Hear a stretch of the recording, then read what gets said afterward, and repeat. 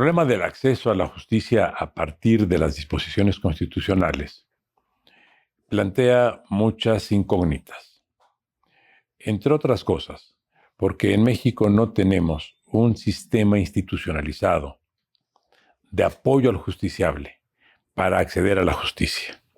En un país con tantas desigualdades sociales y económicas, desde hace mucho tiempo es necesaria la presencia de una institución que promueva el acceso a la justicia de aquellos que no tienen capacidad litigiosa.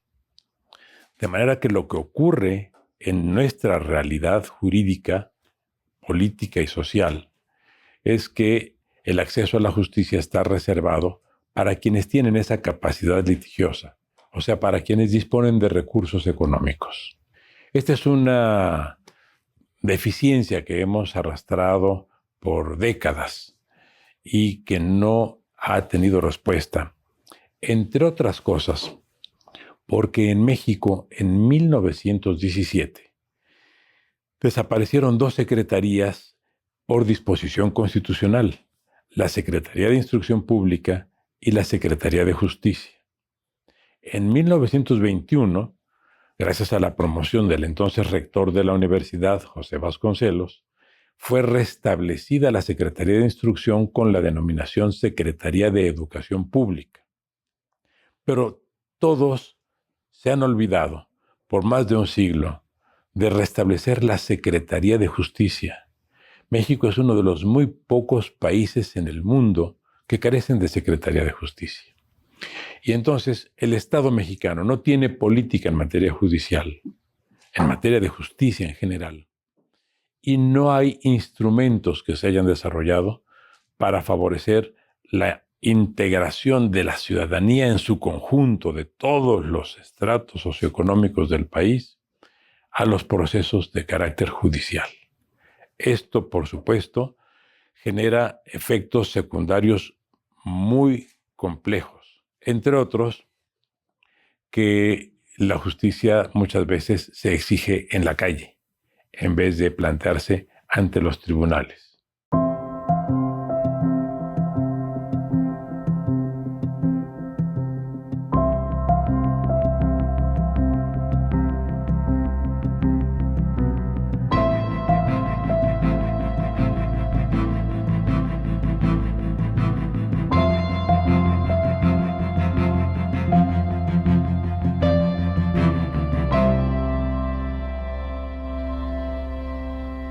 Un Estado preocupado por la justicia tendría que velar porque la formación de los abogados correspondiera a las expectativas y a las necesidades de toda sociedad compleja, porque, entre otras cosas, el abogado es el intermediario entre el justiciable y la justicia y tiene a su cargo nada menos que la defensa de la libertad y del patrimonio y de la seguridad jurídica del gobernado. En México no tenemos colegiación de los abogados, también por falta de un órgano de justicia del Estado que defina las políticas estatales en esa materia.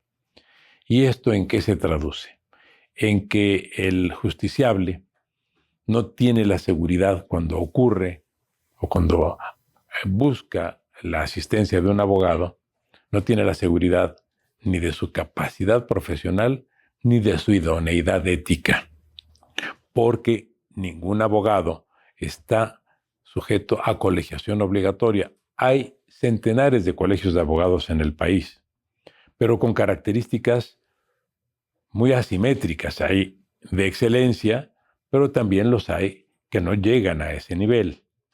Y no tienen los colegios ninguna capacidad para regular o supervisar la preparación de sus colegiados, de sus agremiados, ni para recibir por parte de los justiciables información que permita valorar el desempeño de esos abogados en cuanto a su calidad profesional y en cuanto a su idoneidad ética, como ya manifesté.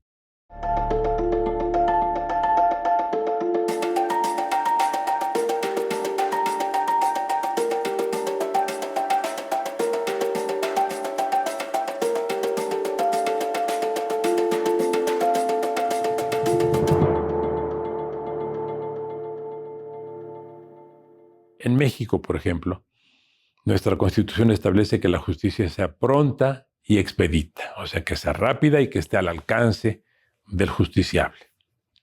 Esto no ocurre así. Y no sabemos cuánto duran nuestros juicios en promedio, porque hay 32 jurisdicciones, además de la federal. ¿Cómo está en México? ¿Cómo funciona en cada estado? No lo sabemos. Pero ahí hay otro problema. La distinción entre justicia federal y justicia local, las determinaciones de lo que llamamos fuero federal o fuero común, que estaba bien en el siglo XIX, hoy se ha convertido en uno de los instrumentos o vectores para la impunidad. Cualquier persona puede ir sin duda, sin titubeo, sin tener que estar pidiendo referencias, con un notario, con el de la esquina que encuentra más cercano, para celebrar algún acto jurídico, dictar un testamento, otorgar un poder, llevar a cabo una compraventa. En cambio, cada vez que una persona requiere de los servicios de un abogado, tiene que preguntar a quién le recomiendan, porque no le basta ver que en tal edificio hay 5 despachos y duda con relación a cuál de los 5 ocurrir, porque no hay la certidumbre de que cualquiera de los 5 reúna los requisitos que espera para la atención de su caso.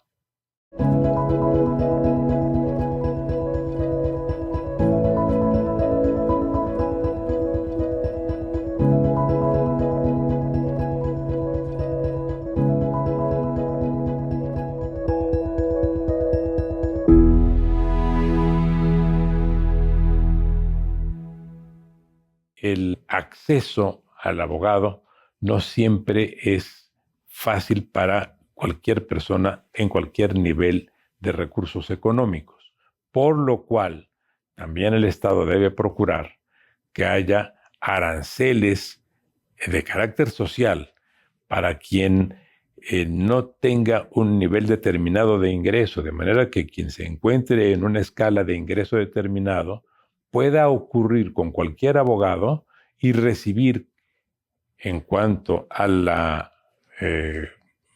contraprestación económica que deba cubrir por el servicio, una atención o una diferenciación en cuanto a los emolumentos correspondientes. Esto, quiero decirle, se previó desde el año 300 por un emperador romano, Diocleciano, que estableció el arancel de los abogados según la capacidad económica del justiciable.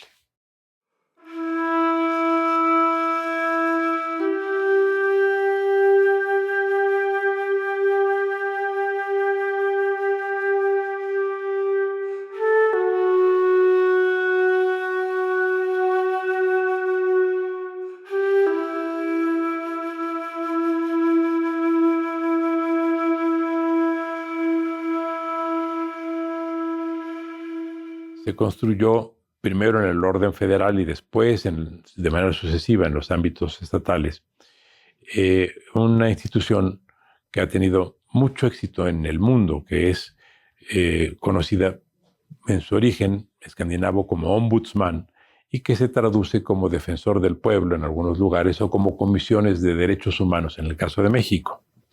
Tiene muchas denominaciones. Estas son instituciones. En el caso concreto mexicano, la Comisión Nacional de los Derechos Humanos y las comisiones estatales de los derechos humanos son instituciones que efectivamente atienden las quejas de las personas que se ven afectadas por lo que consideran un acto arbitrario, injusto o incluso ilegal por parte de las autoridades.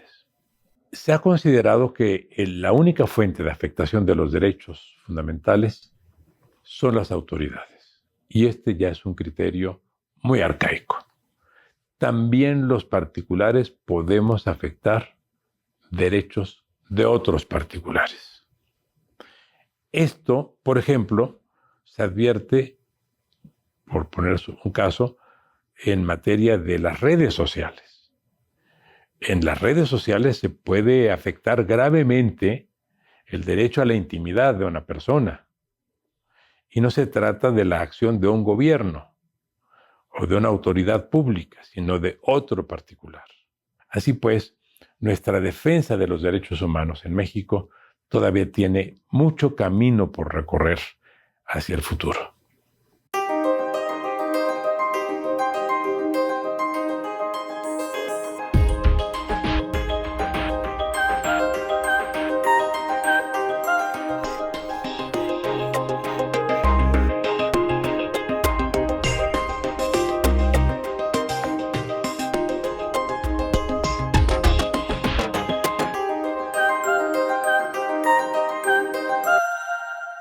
El problema del narcotráfico, que tiene, digamos, dos grandes vertientes. Uno, la producción y distribución de estupefacientes, y dos, el consumo de estupefacientes. Este problema debe ser atendido con modalidades diferentes también en cuanto a su combate. El consumo no debe ser necesariamente penalizado. Más aún, debe ser encauzado conforme a patrones de readaptación y conforme a patrones de atención médica. Ahora, una vez más, nos encontramos con problemas de un rezago institucional injustificable e inexplicable en el país. ¿Esto en qué se traduce? En impunidad. ¿De qué nos habla? De la caduquez de un esquema que distinguía en el siglo XIX entre fuero común y fuero federal, pero estamos en el siglo XXI y la realización, el proceso delictivo en nuestro tiempo ha variado significativamente. Al país que vayamos, grande o pequeño, vamos a encontrar que todos los ciudadanos tienen su cédula de identidad. Y en esos países también encontramos que hay factores de seguridad que operan. En México tenemos una gran inversión en cámaras que fotografían lo que ocurre en las ciudades, pero no tenemos contra qué cotejar esas fotografías. De manera que eso es un factor de impunidad para esas bandas criminales que evidentemente siguen extorsionando, siguen secuestrando, siguen intimidando a las familias y siguen reclutando jóvenes en contra de su voluntad y de la voluntad de las familias, porque no hay manera de identificarlos. Yo espero que los antagonismos que se han generado en la sociedad mexicana y que tanto daño nos están causando sean superados y que también se vea que muchas de las iniciativas gubernamentales merecen ser estudiadas y deben ser apoyadas cuando son para bien del colectivo nacional.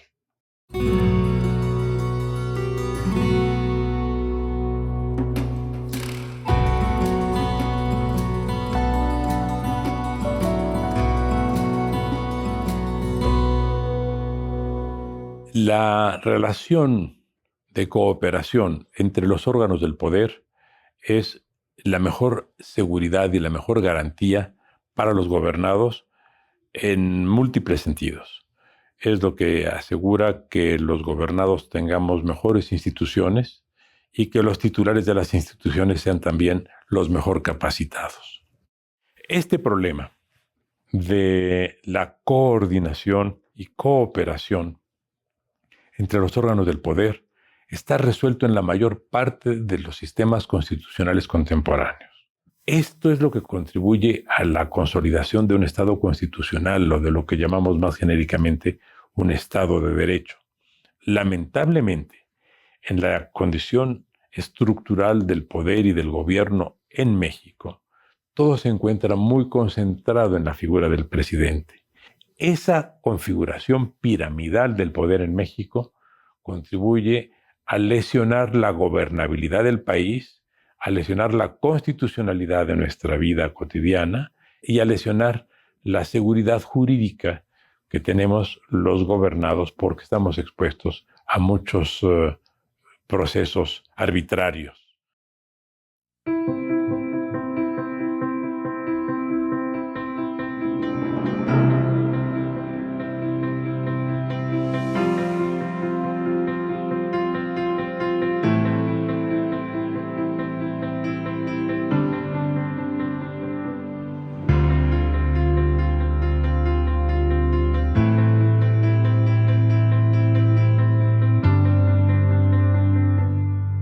hay un tema que me interesa subrayar, y es la relación entre justicia y régimen de gobierno. Lo que nosotros vemos en México y para que nos podamos explicar el porqué de la carencia de una política de justicia del Estado mexicano, es porque el Estado mexicano, entre otras cosas, se ha caracterizado a lo largo de décadas por actuar al margen o muchas veces en contra del sistema jurídico o del propio sistema constitucional que lo rige. Desde luego, se ha generado en México una institución tan importante como el juicio de amparo, que ha permitido la defensa de los derechos o de las libertades individuales desde el siglo XIX, con un éxito, digamos, muy satisfactorio.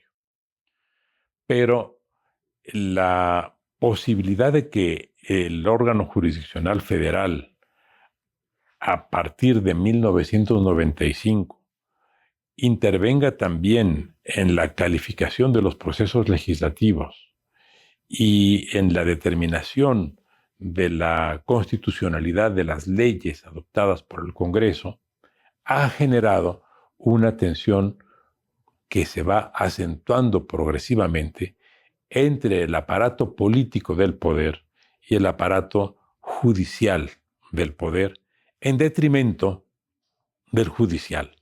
De manera que solo tendremos una buena justicia en México, no solo cuando dispongamos de órganos competentes para definir la política de justicia, sino cuando dispongamos también de una estructura del poder que haga que el poder político, el ejercido por los congresos federal y locales y los gobiernos federal y locales, sea más acorde con los principios de la democracia.